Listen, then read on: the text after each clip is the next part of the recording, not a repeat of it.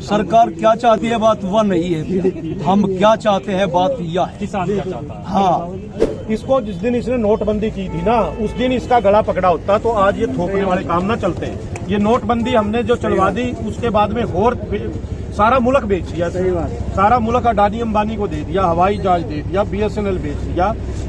ये चीजें इसने तानाशाह होकर थोप दी है हमारे ऊपर कि हमारे लिए क्या कर रही है सरकार, ये क्या है, जब हम इसको चाह नहीं रहे। रोज मीटिंग होती है, तारीख तारीख तारीख तारीख। ये खेल है क्या है? खेल है क्या ये बात का? जिस देश में जय जवान जय किसान की बात होती है, देश की तरक्की की वहीं से शुरुआत होती है। लेकिन अन्नदाता लगभग 13 दिनों से अपने खेत खलियानों को, अपने परिवार को छोड़कर सड़कों पर पड़ा हुआ है, भरी सर्दी कोहरे के अंदर।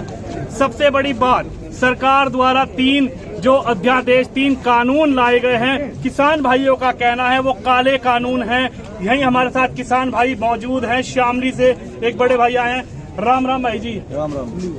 सरकार जो 3 कानून लेकर आई है, मैं उस पर यदि बात करना चाहूँ तो आपको दिक्कत क्या हो रही है उस कानून? उसके नाम की तो है प्रसाद भाई साहब, कानून के नाम की तो है भाई हम हमारा ये और यहाँ के आप भजन कीर्तन थोड़े कानून के नाम के यार है। और कानून में खामियां इतनी है, अब इसीलिए ये कानून कामयाब नहीं हो पाएगा। पहली खामी MSP, दूसरी खामी MRP, तीसरी खामी कॉन्ट्रैक्ट फार्मिंग, चौथी खामी भंडारण। 4 ही तो मुद्दे हैं इसमें। MSP की बात करें, सिंपल सी बात है। MSP से भी पहला बात करते हैं हम सरकारी सिस्टम की, सरकारी मशीनरी की। सरकारी मशीनरी क्या होती है?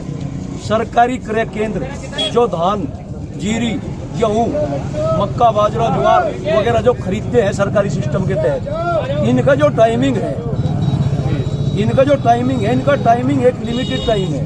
21 दिन, 22 दिन, 2 महीने से ज्यादा इनका टाइम नहीं है। सबसे बड़ा सिस्टम यही पे सरकारी क्रय केंद्र जो है वे 12 महीने तक खुलने चाहिए। एक बात, क्यों खुलने चाहिए? बात करते हैं MSP की। MSP का रेट मान के चलो, धान का रेट 1600-1868 रुपए है जी। और किसान को आज अपना धान कुल 10 क्विंटल बेचना है, उसका 10 क्विंटल में उसका खर्चा चला। साइड हो जाए यार थोड़ा। तो वो क्रय केंद्र पे जाओ और 10 क्विंटल अपना धान बेचियो और उसके पैसे लेके वो अपने उसकी जरूरत में उनका इस्तेमाल करो। 2-3 महीने बाद उसे फिर जरूरत पड़ेगी पैसे की जी। अगर वो अपना धान फिर बेचना चाहता है तो उसके लिए ये सुविधा तीसरे महीने भी होनी चाहिए। इसलिए क्रय केंद्र 12 महीने खुले होने चाहिए। एक बात करिए, इससे क्या होगा? इसी पॉइंट की बात करें। क्रय केंद्र खुलने से रोजगार बढ़ेंगे, आदमी सरकारी लगेंगे, बेरोजगारी ज्यादा तो मैं कहता नहीं पर कुछ हद तक तो दूर होगी जी। क्यों? क्योंकि उसमें ट्रांसपोर्ट वाले भी होंगे, उसमें बोरी लगाने वाले भी होंगे, उसे भरने वाले भी होंगे, धरने वाले भी होंगे, इधर उधर रखने वाले भी होंगे। तो 2 मुद्दे क्लियर होंगे, किसान का समय पर पैसा मिलेगा और छोटे मोटे जो रोजगार हैं मजदूरी टाइप के वे भी मिलेंगे। और जो ये मेरे भाई ट्रैक्टर ले रहे हैं जी, ये तो खैर बड़े ट्रैक्टर है, पर जिन भाइयों के पास में छोटे छोटे ट्रैक्टर है, 1 सिलेंडर जी, जो 1 लीटर तेल खावे, जिससे वे अपने घर का खर्चा चला रहे, उन्हें रोजगार मिला। ये एक पक्की बात है और धरातल पर चलने वाली बात है, कोई थ्योरेटिकल बात नहीं। दूसरी बात यदि करें MSP की, हम बात सीधी MSP पे यदि हमें जी 1600-1868 रुपए रेट है। रेट सरकार ने कह दिया भाई हमारी जो कैपेसिटी है वो 10,000 क्विंटल या कुछ भी आप मान लो 1 लाख क्विंटल, इस तरह उन्होंने कह दिया हमारी जो कैपेसिटी है। उसके बाद में क्रय केंद्र बंद, ताला मार के अधिकारी कहाँ चले जाए कुछ पता नहीं। ऐसा नहीं होना चाहिए, क्रय केंद्र खुलने चाहिए। जो MSP है उस MSP से नीचे किसान का जो फसल है, वह किसान की फसल उस MSP से नीचे तो बिल्कुल बिकनी नहीं चाहती, क्योंकि अगर वह उससे नीचे बिकेगी तो किसान ऐसे ही लुटता पिटता रहेगा हमेशा ही। यो जो दुख है किसानों का, यो कभी दूर नहीं होगा, यह एक गारंटीड बात है। आपने गारंटी की बात की, ठीक है जी। MSP की बात मैं करता हूँ, लेकिन सरकार के जो मंत्री हैं, मंत्रिमंडल में बैठे हुए हैं, वे यूं कह रहे हैं कि MSP किसान की छीनी नहीं जाएगी, एमएसपी लगातार एमएसपी पे कोई रोल नहीं है इस बिल को लेकर, उनको क्या कहना चाहते हो जी? अब उन्हें कहना चाह कोठी कुठले का हाथ नहीं लगाना, घर के चौधरी हम इस बात को समझो। बस घर के चौधरी बना दिए ना, हम उसमें तो ले सकते ना हम उसमें तो दे सकते। अरे एमएसपी तो रख दी पर फायदा क्या है उसका?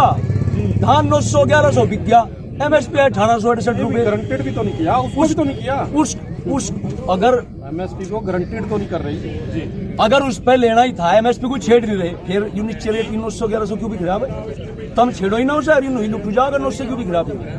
हमने थारी बात मानते हैं, चलो तुम एमएसपी को छेड़ो ना, लेकिन ये 900-1100 क्यों बिक रहा है? यह बात हमारी समझ में नहीं आई। इसका तो कुछ सिस्टम होगा। इस 900-1100 को 1868 पे तो ले आओ, हम आपकी बात समझ लेंगे। तो हम आपकी बात मान लेंगे। 800-900 रुपए कौन खा रहा है? 3%। देखो इसे कौन खा रहा है? बहुत बढ़िया पर्सन भाई ना करा। इसे खाता है मंडी। मंडी क्या करती है? ये सारा सिस्टम एक दूसरे का परपोषी है, वो उठते और वो उठते। सरकारी सिस्टम ने जो खरीद लिया बाद में ताला बंद। उसके बाद में 12 महीने तक तो खुलता नहीं। सब पता, ये सब लोग धान के लगाने वाले लोग हैं। तो क्या होता है, 1100 में मंडी वालों ने खरीद लिया, पैसे हैं उनके पास। 1100 में 900 में खरीद लिया और 1868 की एमएसपी पे उन्हें पक्का पता था 1868 की एमएसपी तो बिकेगा, क्योंकि जब वह फसल चली जाएगी, ऑफ सीजन होगा, तब वो उसे निकलेगा। ये पक्की बात है, हम भी जानते हैं। ये जो तंत्र बैठे हैं सरकारी सिस्टम में, ये भी जानते हैं। उसके बाद कितना फायदा हुआ उसे? कम से कम 900 रुपए का। एक किसान ने पूरी मेहनत करी, 4 महीने 5 महीने रात उसमें पानी चलाया, स्प्रे मारे, और सांप का उसे डर, रेटी टेम पे नहीं खा रहा, कभी बिजली भाग जा, कभी उसके मोटर फूक जा, कभी कुछ है। बहुत सारी ऐसी समस्याएं हैं कि एक किताब लिखी जा सके। तो उसे तो मिला है 900 रुपए। एक आदमी ऐसी बल बैठ रहा, पंखे पर बैठ रहा, सफेद चादर बिछा रखी, तकिया पर बच्चा, टीवी सामने चल रहा, वो भी एचडी। किसानों के घर में एचडी टीवी भी नहीं है। कमाल की बात, मंडी वालों के दौरे हैं एचडी टीवी, वे अपना टीवी देख रहे हैं 1000 रुपए को मारे। यू कहाँ का सिस्टम है भाई?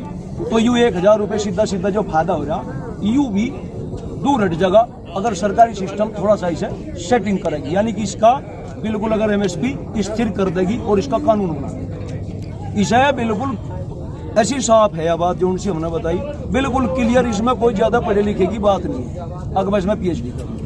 तो आपको क्या लगता है कि पूंजीपतियों के लिए सरकार काम कर रही है, किसानों के लिए टकराव सरकार का है? क्या वो पूंजीपति को फायदा पहुंचाने के लिए हो रहा है? भाई ये तो साफ सी बात है। पहले भी यही होता है, जिसके पास पैसा है वो सामान खरीद ले, वो रख ले, जब फसल चली जा वो से महंगे दाम में बेच। देखिए इससे तीनों तबके को नुकसान। हम क्या चाहते हैं, सरकार क्या चाहती है बात वह नहीं है, हम क्या चाहते हैं बात यह है। किसान क्या चाहता है? हाँ, और ना चलवाने वाले थोड़ी है, किसान ही तो है यार। और किसान भी पूरे टॉप के हैं, लल्लू पंजो किसान नहीं है। यहाँ आए, अतिश नियम को वापिस करवाएंगे, और नहीं तो इसमें संशोधन करवाओगे, लिखित में करवाएंगे, और इतने ही अंतर तक जाएंगे। नहीं इससे पहले बिल्कुल जाने का कोई इरादा नहीं है। इसमें कोई ऐसी बात नहीं। सरकार अब नहीं आवेगी समझ में, सरकार के 2 दिन में आओगी, 4 दिन में आओगी। ये बात समझनी पड़ेगी, यह एक कमी है, इसे दूर करना पड़ेगा। क्या कमी है विस्तार से बता दूं। खैर, एमएसपी निर्धारित हो जी, किसान को फायदा है। किसान ने अपने, अरे किसान क्या बात है, भगवान ने बीज बखेर दिया जमीन में, उसे नहीं पता यू होगा नहीं होगा। रात को बारिश होगी, जो बीज उसने बखेरा, जो ट्रैक्टर उसने खेत में चलाया, उसका वो टोटल सारा वेस्ट, उसका जो पैसा है वो वेस्ट, उसकी मेहनत वेस्ट। कमाल की बात तो यह है, वो सिर्फ ईश्वर के भरोसे काम करे। चलो खैर, उसके बाद बात करते हैं। जैसे उसने अपनी फसल बो दी, उसे कम से कम न तो रहेगा यार जो तब बोया, इसका पिछली साल का रेट 1868 रुपए है।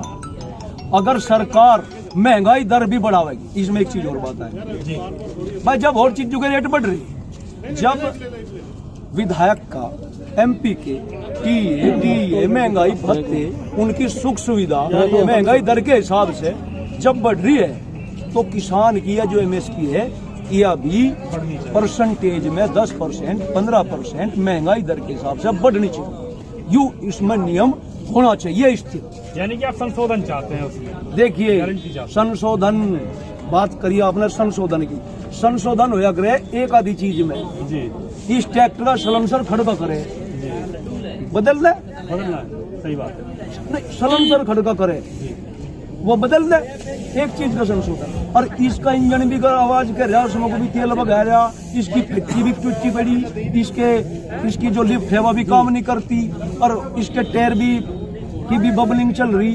तो हम इस ट्रैक्टर करेंगे क्या? इसे ट्रैक्टर को ही बदल, क्योंकि इतने सिस्टम को बनाने के लिए इसमें बहुत टाइम लगा, इसलिए सिस्टम को दोबारा तरीके से। सीधी बात है कि सरकार से सिस्टम को जो 3 विधेयक कानून लाए गए हैं, किसान भाइयों का यही कहना है कि यदि किसान का उसमें अहित है तो आखिर क्यों थोपा जा रहा है। इनका ये कहना है किसानों पर वो कानून थोपा क्यों जा रहा है। बड़े भाई हमारे साथ मौजूद है, कहाँ से आए भैया? शामली से। शामली से, ये भी भाई अपने शामली से ही हैं। अगर सरकार इन कानूनों पे नहीं मानती, छठे दौर की बात चलने को शुरू होने वाली है, तो आगे क्या होना है? आगे भाई साहब, पहली तो बात ऐसी है कि सरकार को ये मानना पड़ेगा ही। ये तो आपने देखी होगी, इससे पहले कभी भी मोदी जी ने किसी जो कानून पास कर दिया उसकी हटके वार्ता नहीं हुई जी। इसकी कितनी बार होगी ये तो आपको ही पता होगा जी। तो ये तो निश्चित है ये होगा। नहीं तो दूसरी बात यह है, घर से हम कह के आए हैं, उन्होंने एक माला बना ली फूलों की, वो कह दिया था अगर तो आगे तो गले में घेर दियो, अन्नी फिर फोटो पे टांग दियो। हम तो इस नीति से आ रहे हैं, ऐसे नहीं है। चलो ईश्वर कभी ऐसा ना करे। नहीं, अब जब देखो किसान की लड़ाई सीधी सरकार से है, कुछ भी हो सकता है इसमें, तो कोई वो नहीं है कि सरकार क्या चाह रही है इतने दिनों में, इतनी क्या वो है जो मजबूरी, जब हमें ये चीजें चाहिए ही नहीं। हमारे ऊपर क्यों किसी को पूछा इसने, सरकार ने बनाने से पहले किसी को पूछा है क्या?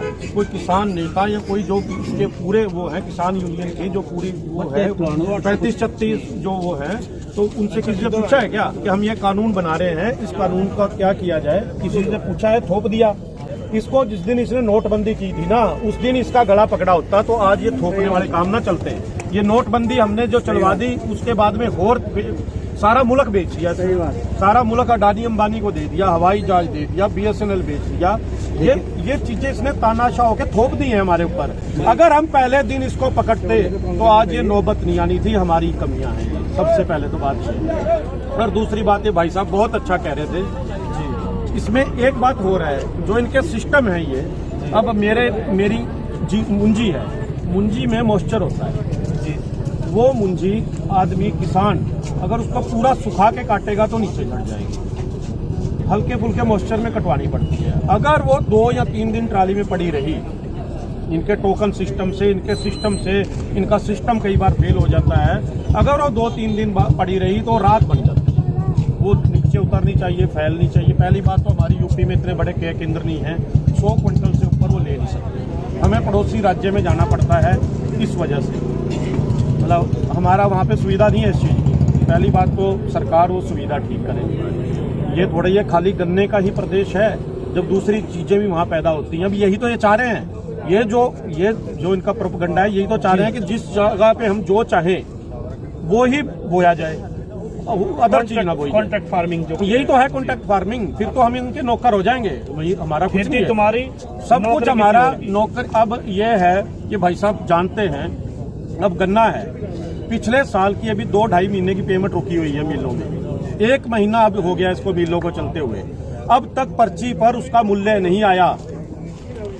क्या अब तक कल को 200 रुपए लिख के भेज दे, क्या कर लेंगे उनका? क्यों नहीं आया? लेकिन सरकार तो, योगी जी तो ये कहते हैं कि 14 दिन के अंदर गन्ने का पैसा मिलना हम चाहिए। बताओ 14 दिन की बात रहे हैं, अरे भाई पिछले साल का ही दे दे, पिछले साल का दे दे। प्रत्यक्ष को प्रमाण की जरूरत नहीं है। मतलब 15 दिन का पेमेंट का, जब ये सरकार का जो एजेंडा चला था उसमें 15 दिन की पेमेंट थी।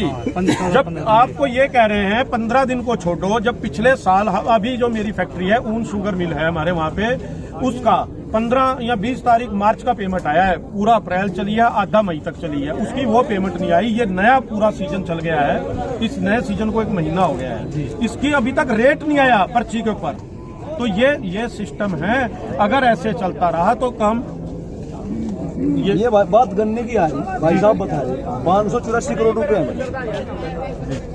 अभी जो बकाया है पिछले साल के है, ये बकाया ये है पिछले साल ही कहाँ है योगी जी? अब 28-29-11-2020 एक मील पे 29-11-2020 यानी कि नवंबर में सेंटर चल रहा होगा, दिसंबर चल रहा। टोटल जोड़ोगे तो उसका कितना बैठेगा? और ये पैसे पिछले मूलधन है। सुप्रीम कोर्ट का आदेश यू है 14 दिन से ज्यादा अगर कोई भुगतान नहीं करता तो उसके पैसों का ब्याज देगा। ब्याज दिया जाए। ब्याज की बात यू भुगतान और यू गवर्नमेंट की रिपोर्ट है, मेरे घर की रिपोर्ट नहीं है। ठीक, यू गवाह है इस चीज का। अब भाई हम झूठ बोलने की बात नहीं। ये भाई साहब बात ये है, आप हम देख रहे हैं यहाँ, हम उस दिन से ही हैं जिस दिन ये बंद हुआ था, उसी दिन से सबसे पहले आए थे हम यहाँ। तो हम ये देख रहे हैं, आप हमारे से पूछते हो कि चलो वो दूसरे बिके हुए जो गोदी मीडिया हैं उनको तो हम बात अलग है, उनको छोड़ो। आप जैसे लोग उनसे भी तो जाके पूछ के हमें भी तो बताएं कि हमारे लिए क्या कर रही है सरकार, ये क्या है। जब हम इसको चाह नहीं रहे, रोज मीटिंग होती है, तारीख तारीख तारीख तारीख, ये खेल है क्या है? खेल है क्या ये बात का? क्यों नहीं कर रहे ये, जब हमें चाहिए ही नहीं वो चीज। अब आपने मेरे लिए एक सब्जी बनाई है, मतलब आलू बैंगन की, और मैंने वो खानी नहीं है, मैं पनीर की खानी है। तो फिर जब हमने खानी नहीं है क्यों बनाई है? हमसे पूछ के बनाई है। जब हमें वो चीज चाहिए ही नहीं उसकी, तो हम उसको कैसे वो कर लेंगे? हमने उसे बैठाया। बस सबसे बड़ी कमियां हमारी है, हम आज तक मानते रहे। ये बुजुर्ग देखो हमारे साथ आए हुए हैं, ये 80 साल इनकी उम्र है, ये ठंड में पड़ने वाले हैं क्या? ये एक बार ये देखो 80 साल के बुजुर्ग भी यहाँ पर मौजूद हैं। ऐसे समय पे तो इनको अपने घर में होना चाहिए, ठंड का कोहरा पड़ रहा है। क्या बाबा जी क्या कहना चाहोगे सरकार से? मजबूरी है जी, मजबूरी में आना पड़ा, नहीं तो कहाँ आया था हमारे पे उम्र में। सरकार से हमने क्या कहना, हम क्या हमें कोई जरूरत नहीं, हमारे जो रखे हैं मुद्दे वो पूरे करते, और सरकार से क्या और सरकार से क्या कहना है? विनती कर रहे हैं सरकार से, हाथ जोड़ के निवेदन कर रहे हैं ये लोग कि भाई सरकार, जब हम उस बिल को मानना नहीं चाहते, वो अगर किसानों के हित में नहीं है, तो आखिर किसानों पर वो बिल क्यों थोपा जा रहा है? यही इन लोगों की सरकार से निवेदन है, विनती है। यही इन लोगों का कहना है कि सरकार उस बिल को वापस ले, निरस्त करे। अगर जब तक हम यहाँ पर मौजूद हैं, घर से कहकर आए हैं, कफन बांध कर आए हैं, अगर सरकार हमारी बात नहीं सुनेगी, हम अड़े रहेंगे। 6 महीने का लंगर लगा हुआ है, 6 महीने का राशन है। देखिए सरकार को कोई ऐसा नहीं है कि हमें कहीं से कुछ लाना है। ट्रालियों में राशन पड़ा है, सुबह से शाम तक लंगर चल रहा है। देखो सुबह से शाम तक 6 महीने तक भी कोई परवाह नहीं है। वो ये मान के चले कि ये कानून उसको बिल वापस लेने पड़ेंगे, ऐसे हो नहीं सकता। अब तक तो उसने वो जो कोरिया वाला था ना, किम जोन क्या था, साउथ कोरिया वाला, वो उसका वाला जो रोल है, वो तानाशाह वाला, वो रोल खत्म हो गया है। मतलब और तो जुगाड़ इसने लगा लिए थे, जो इसने ये पंगा ले लिया ना, ये गलत। हमारी सरकार से हाथ जोड़ के अपील है अब भी मान जाएं, ना तंग करें। खुद मोदी जी आए, इन किसानों को उठाएं, बोलें कि चलो मैंने ये वापस कर लिया, अपने घर चलो, ये ठंड का टाइम है, हम ये चाहते हैं, फसल का भी टाइम है ये। जी देखिए, हमारा सरकार से लड़ना वाजिब है। क्यों वाजिब है? जी हमारे माँ बाप हमें पाले पोसे बड़ा करे, भी हमारे दौलत करते हैं, कुछ गलती करने तो उनका बड़प्पन है भी हमें पाल रहे पोसते। लेकिन हमने सरकार की जो बात रखी है, सरकार से हमारी लड़ाई, ये जो हमारी लड़ाई है, ये 3 नियमों को लेकर हमारी लड़ाई वाजिब है। क्यों वाजिब है? क्योंकि सरकार को हम लाए, जी जान से लाए, हर आदमी की खुशामद करके हम सरकार को लाए, पिछले सिस्टम से त्रस्त होकर तब हम इस सरकार को लाए। इसलिए हमारी लड़ाई सरकार से वाजिब है, अपनी जगह पे। हम किसान हैं, सब तो ज्यादा नहीं, हम किसान, हमें इस बात को कहने में कोई गुरेज नहीं कि हमने भाजपा को वोट नहीं करी। हम ठोक के कहे हमने भाजपा को वोट करी, और भाजपा को पिछले सिस्टम से परेशान हो गए, इसलिए भाजपा को लेकर आए। अब बात मुद्दे की कर रहा, क्यों कर रहा मुद्दे की? ये जो डिबेट चल रही, और जो मेरे जो भाई माता बहनें जो गांव में है, दूर है, अपने काम में लगे हुए हैं, मजबूरी में, जो इस आंदोलन में नहीं आ पा रहे, उन तक मुझे ये बताना है कि यूं मामला आखिर है क्या, क्यों हम इस तक परेशान हैं, क्यों इसका क्या क्या हमें इसका नुकसान है। MSP के बारे में आप तक बता दिया। बात करते हैं अब जब भंडारण की। छोटा किसान 10 बीघे वाला भंडारण नहीं कर सकता, ना उसकी इतनी कैपेसिटी। कर सकता है भंडारण छोटा किसान एक सिस्टम के तहत। अगर सिस्टम में सरकार खुद खरीदने वाली हो और किसान इसमें शामिल हो खरीदने वाले में, तो किसान कम पैसों के किराए पे अपनी फसल को स्टोर में रखवा सकता है। जब ऑफ सीजन होगा, किसान की भी फसल कम से कम 2-4 रुपए का मुनाफा कर जाए। इसमें भी एक बात हो रहा है, भंडारण होने पे इसकी भी एक लिमिट हो, इस कानून में वो लिमिट भी नहीं है। 1868 में खरीद लिया, कम से कम 2 रुपए या 4 रुपए किलो पे 1 रुपए का जो इंसेंटिव जो बनता है वो मंडी समिति को जाना चाहिए, क्योंकि उस पर जीएसटी लगेगी। फिर उसके बाद अगर कोई प्राइवेट कंपनी कह रहे भंडारण प्राइवेट कंपनी खूब भंडारण करो, उसे स्टोर में रखवाओ, लेकिन उसका भी एक दायरा होना चाहिए। 25 रुपए 26 रुपए पे या 27 रुपए पे वो खरीद दे और उसकी जीएसटी दे 28 रुपए जो भी उसका इंसेंटिव बने, प्रैक्टिकली आधार पे उसकी यह तय हो। और इसका फायदा किसा होगा उसके बाद में? इसका फायदा सीधे सीधे होगा आम जनता को। जो 60 रुपए किलो चावल मिल रहा वो उसे 30-35 रुपए किलो चावल मिलेगा। ये सीधी बात, किसान को फायदा, बिचौलिए को फायदा, कंपनियों को फायदा, और उससे सबसे बड़ा फायदा मेरे देश की जनता को फायदा। यू भंडारण का एक तरीका है, इसमें और बहुत सारे सिस्टम हो सकते हैं। फिर नौकरी भी मिलेगी, भंडारण करने में भी नौकरी मिलेगी। बेरोजगारी कुछ हद तक गांव की, ब्लॉक की, जिले की, ग्राम पंचायत की, तहसील स्तर की कहीं ना कहीं छोटी मोटी नौकरी में भी परिवर्तन होगा, लोगों को एक अलग से रोजगार मिलेगा। बात करते हैं कॉन्ट्रैक्ट फार्मिंग की जी, उसमें बहुत सारी समस्याएं हैं। कॉन्ट्रैक्ट हो गया 4 साल के नाम, 5 साल के नाम का। अब एक कंपनी आएगी और 5 बीघे का खेत मेरा तो लेने की, अब 5 बीघे के ऊपर वो वहां अपना सारा सिस्टम लगावेगी। वो कम से कम भी 100, 200, 300, 400 बीघे का एक एरिया कवर करेगी। उसमें कॉन्ट्रैक्ट फार्मिंग करवाएगी। और कैसी फार्मिंग करवाओगी? अपने हिसाब की फार्मिंग करवाओगी, बॉन्ड भरवाओगी, बॉन्ड की बाध्यता कुछ होगी। इसमें थोड़ी सी खामियां क्या है, जब बॉन्ड भरवा रही है तो किसान के राइट खत्म हो गए। किसान अपनी जमीन पर लोन नहीं ले सकता। एक राइट तो किसान का यो हाथ ही काट दिया, वो लोन नहीं ले सकता। उसका मालिक है लेकिन वो लोन नहीं ले सकता। कॉन्ट्रैक्ट फार्मिंग में उनके हिसाब की खेती करेगा, ऐसा नहीं होना चाहिए। किसान जो फसल बोनी चाहे वो फसल बोगा। अगर कॉन्ट्रैक्ट करने वाला अपने हिसाब की फसल बोवे तो वो सिर्फ वो कॉन्ट्रैक्ट 1 साल का हो, न कि 10-10 साल का। इसमें यह संशोधन होना जरूरी है। ये नहीं कि पंजाब में 1 साल आलू बुआ दिया, उसके बाद में दूसरी साल आलू बुआया और एक चूड़ी ला दी, बोले इसमें कुछ जो आलू निकलेगा वो लिया जाएगा और बाकी मोटा आलू कहीं जाओ, छोटा आलू कहीं जाओ। कहाँ रहेगा भाई सिस्टम? ये सिस्टम नहीं। एक दूसरी बात, बिल्कुल सही है, बिल्कुल सही है। एक इसमें ये जो मामला न रखा, एसडीएम छोटे वाद विवाद को निपटावेगा या कलेक्ट्रेट छोटे वाद विवाद को निपटावेगा, बिल्कुल गलत। सरकारी सिस्टम पहले से ही फंसा पड़ा हुआ है। जब आदमी चलता है इसकी जांच कौन करेगा? या तो पटवारी करेगा या कोई ब्लॉक का आदमी करेगा, वहीं से खेल शुरू हो जाए। ऐसा नहीं होना चाहता। किसानों का एक समूह समिति में होगा जो इनके मामले का निपटारण करेगा सरकारी सिस्टम की साथ में। हर जिले वाइज 10 आदमी का कोई समूह होगा, जिससे कि वो इस 10 आदमी किसान होंगे तो 10 आदमी सरकार के होंगे, जो जिले स्तर पे किसी भी वाद विवाद को सुलझाने की कैपेसिटी रखेंगे।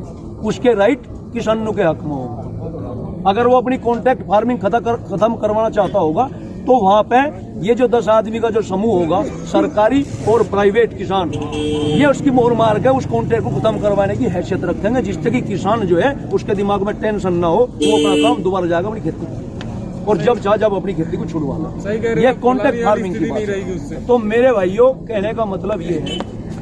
अब बात करते हैं थोड़ी सी अलग जी, अलग बात क्या करें? देखिए, बात करी माननीय प्रधानमंत्री जी ने मेक इन इंडिया, एक बात करी मेड इन इंडिया, और एक बात करी थी digital India. Sorry, make in India और digital India. Make in India और डिजिटल इंडिया मेरे देश का कब अच्छा होगा? अभी सुनने में आ रहा है, पता नहीं हुआ अक नहीं हुआ, रेलवे का निजीकरण। छोटे बच्चे को पता, रेलवे मेरे भारत देश की पहला ऐसा प्रोजेक्ट है जो भारत गवर्नमेंट को सबसे ज्यादा आय रेलवे से।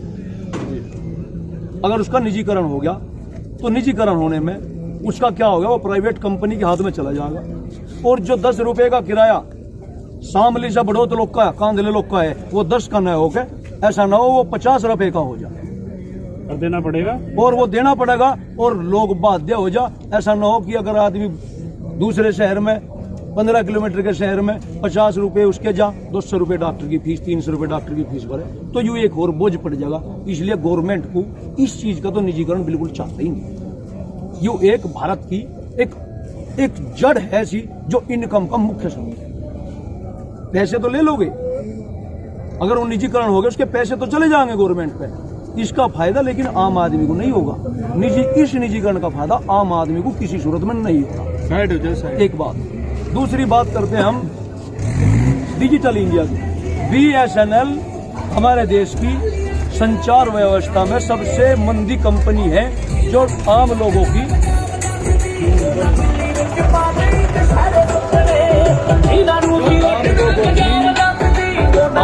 की वार्तालाप को, आपसी संवाद को सस्ते दाम पे एक दूसरे के विचार का आदान प्रदान कराती है। BSNL कंपनी जो है वो आज मंदी की कगार पे है, दिवालियापने की कगार पे भी हो सकती है। तो इसको उठाया जाए जिससे कि इससे डिजिटल इंडिया बनने में काफी मदद मिलेगी, मन को पूरी मदद मिलेगी। इसका निजीकरण भी बहुत गलत है। ये डिजिटल इंडिया में दो चीज भारत गवर्नमेंट के लिए अच्छी है, आम जनता के लिए बहुत अच्छी है, क्योंकि ये जितने भी बाकी और सब चल रही है, जियो, एयरटेल, ये फलाना, ये कम से कम भी ये महंगी दर है BSNL के मुकाबले। उसे जीवित किया जाए और उसे जो है धरातल पर लाया जाए, उसकी पटरी बनाई जाए, उसका यानी कि उससे डिजिटल इंडिया दौड़ने लगेगा। ये एक बहुत अच्छी शुरुआत हो, स्टार्टिंग हो। और जो और भी बात है, अब बात करते हैं दुगनी आय की। माननीय प्रधानमंत्री जी कहते हैं भाई दुगनी आय करेंगे। देखिए, देश का किसान यदि समृद्ध होगा तो तरक्की होगी देश की, और देश का किसान यदि कर्ज में होगा तो जल्दी ही क्या होगा कि कमर टूट जाएगी, और जो क्रांति, जो आदमी वहां के साथ खेती करे उनका वहां खत्म हो जाएगा और खेती ऑटोमेटिक ही बंद हो जाएगी। सबसे बढ़िया तरीका देखिए, जैसे ये जो हाईवे चल रही है, जितने भी हाईवे हैं, जमीन तो किसानों की है। आपने इन्हें सर्किल रेट पे पैसा दे दिया और इनकी जमीन खरीद ली। ये ऐसे पॉइंट है, इस जमीन को खरीदने के बजाय इस जमीन में जितने भी हाईवे बने, इनमें उन किसानों का शेयर हो जा, जिससे कि उनके घर चलू जा और उन्हें जमीन न बेचनी पड़े और कभी भी उन्हें कोई दिक्कत भविष्य में न आवे। टोल रोड वाले पैसे कमा रहे, सरकार पैसे लगा रही, बहुत बड़ा नुकसान है। लेकिन जो आम आदमी है, रोड का उसे एक अलग ही फायदा होगा। किसान की जो बात मैं करूं तो किसान को एक अलग तरह का फायदा होगा। ये एक बहुत छोटी और बहुत बड़ी बात है सोचने के लिए। शेयर हो जाना चाहिए किसान, भले ही वो 0% में हो, लेकिन उसके घर कुछ न कुछ जाना चाहिए। ये जो पैसे आप दे रही सर्किल रेट के हिसाब से, ये सर्किल रेट के हिसाब से पैसे ना देके, ये उसके जो उसकी कमाई होगी हाईवे की, उसकी कमाई का जो शेयर होगा, जितना उसके हिस्से में होगा। 20 किलोमीटर लंबा कोई हाईवे है, 20 किलोमीटर लंबे में यदि कोई बीच में कोई टोल रोड पड़ता है, टोल पड़ता है, तो उसकी जो कमाई होगी वो सीधी उन किसानों के घर पहुंचे जिनकी उस हाईवे में जमीन चली। ये ऐसी बहुत सारी बात है, और मेरे सभी भाइयों से निवेदन है, इस वीडियो को ज़्यादा से ज़्यादा शेयर करो।